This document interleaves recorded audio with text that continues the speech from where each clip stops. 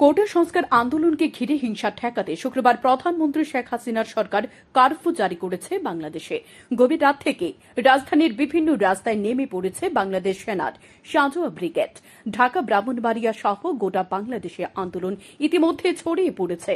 মুক্তিযোদ্ধাদের উত্তরাধিকার আলাদা করে সংরক্ষণের আওতায় আনার প্রতিবাদে বৃহস্পতিবার থেকে বাংলাদেশ ইন্টারনেট পরিষেবা বন্ধ রয়েছে। সংরক্ষণ সংস্কারের দাবিতে বিক্ষোভের ঝাঁজ শুক্রবার আরও বেড়ে গিয়েছে। আন্দোলনকারীদের সঙ্গে পুলিশের সংঘর্ষে এখনও পর্যন্ত বাংলাদেশের 100 জনের মৃত্যু হয়েছে বলে খবর। বিরোধী বিএনপি এবং নিষিদ্ধ জামাতের সশস্ত্র কর্মীরা আন্দোলনকারীদের সঙ্গে মিশে পুলিশের উপর হামলা চালিয়েছে বলেও অভিযোগ উঠছে। এ পরিস্থিতিতে আইন শৃঙ্খলা রক্ষা করা সেনার বড় চ্যালেঞ্জ বলে মনে করা হচ্ছে। কুমিল্লা ও ঢাকার বিভিন্ন কলেজে অধ্যয়নরত অনেক শিক্ষার্থী আগরতলা আখাউড়া সীমান্ত এবং আইসিপি শ্রীমন্তপুর সোনামুড়া দিয়ে ভারতে ফিরেছে। সোনামুড়া মোতায়েন 81 বিএসএফ এর এই ছাত্রছাত্রীদের সব রকমের সুবিধা প্রদান করছে। কোনো ঝামেলা ছাড়াই তাদের যথাযথভাবে স্বাগত জানানো হচ্ছে, পরিবহনের ব্যবস্থা করা হচ্ছে, প্রয়োজনে তাদের প্রাথমিক চিকিৎসা দেওয়া হচ্ছে। আগরতলা থেকে তাদের বিভিন্ন ধরনের পরিবহন সম্পর্কে অবহিত করা হচ্ছে। দুপুর 1টা পর্যন্ত আইসিপি শ্রীমন্তপুর সোনামুড়া দিয়ে 43 জন শিক্ষার্থী প্রবেশ করেছেন। বিএসএফ এর ডিআইজি রাজীব অগ্নিহোত্রী জানাচ্ছেন, আগরতলা আখাউড়া চেকপোস্ট দিয়ে প্রায় 1.5 শতাধিক ছাত্রছাত্রীরা নিজ ভূখণ্ডে প্রবেশ করেছে। এই ছাত্রদের অধিকাংশই মেডিকেল ছাত্রছাত্রী। এই ছাত্রছাত্রীদের অধিকাংশই পশ্চিমবঙ্গ, ত্রিপুরা ও আসামের বাসিন্দা।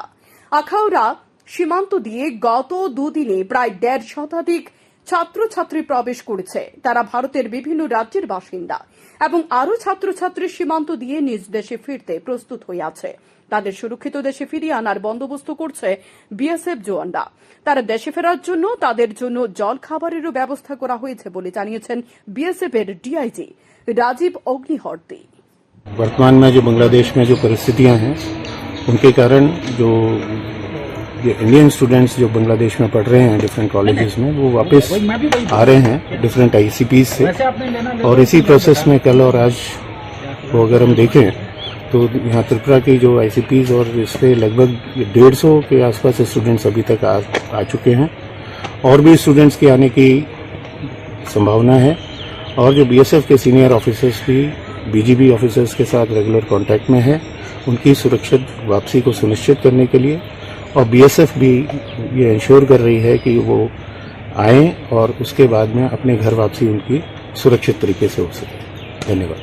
Agitation that is happening in Bangladesh. Many Indian and foreign students are returning from Bangladesh to India through various ICPs and LCS. Our senior officers of Border Security Force right in Tripura frontier as well as in Delhi are in touch with all the officers of Border Guard Bangladesh. BSF is providing them all the cooperation that is necessary for the students for peaceful crossing over to our country.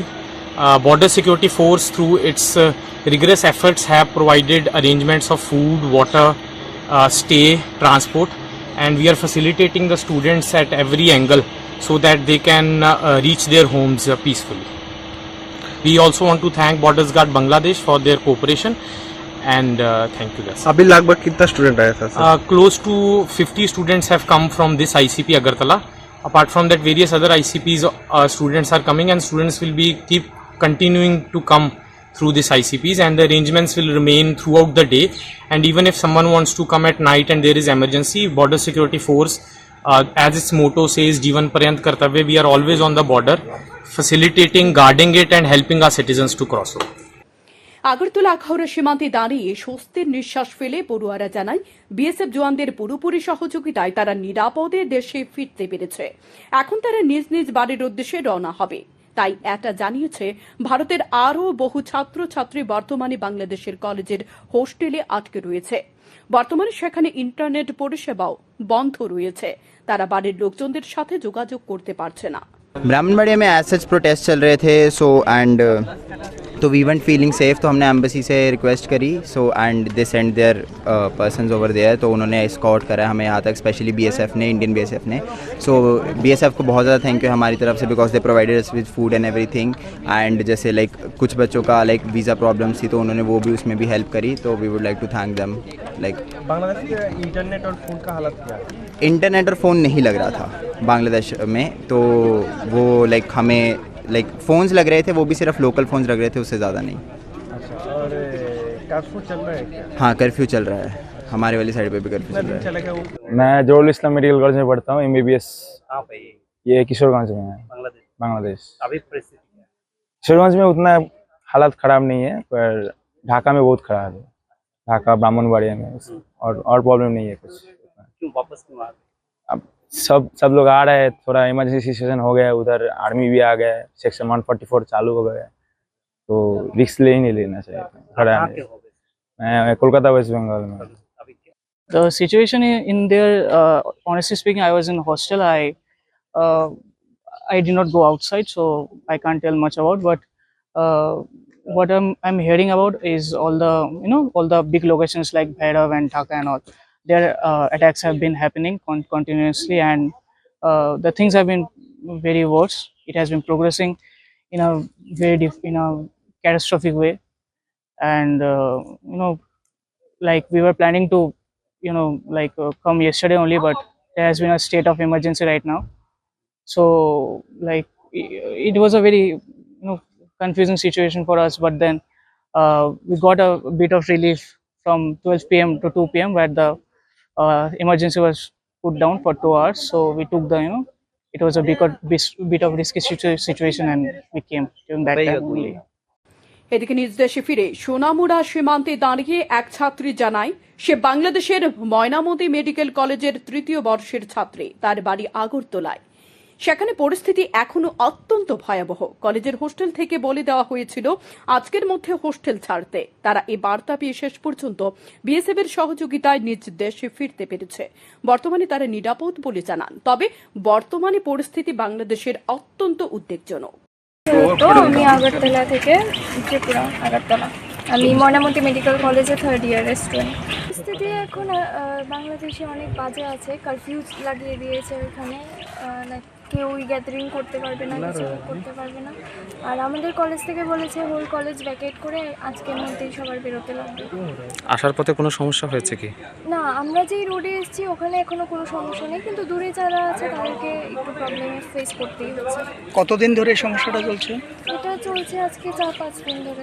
মূলত কি নিয়ে সমস্যাটা তৈরি হয়েছে সেখানে? কোটা বিষয়ে, security, এইসব নিয়ে সমস্যা চলছে ওদের। ওরা প্রোটেস্ট করছে স্টুডেন্টরা, ওদের এগেনস্টে ওদেরকে মারধর করা হচ্ছে।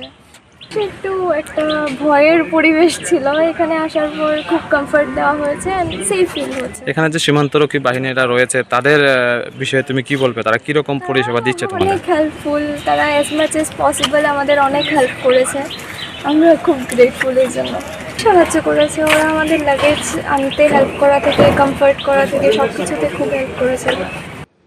প্রসঙ্গত, আন্দোলনকারীদের প্রশ্ন মুক্তিযোদ্ধাদের উত্তরাধিকার আলাদা করে সংরক্ষণের আওতায় কেন তা চায় না বাংলাদেশের শিক্ষার্থীরা, অবিলম্বে তুলে দেওয়া হোক তা।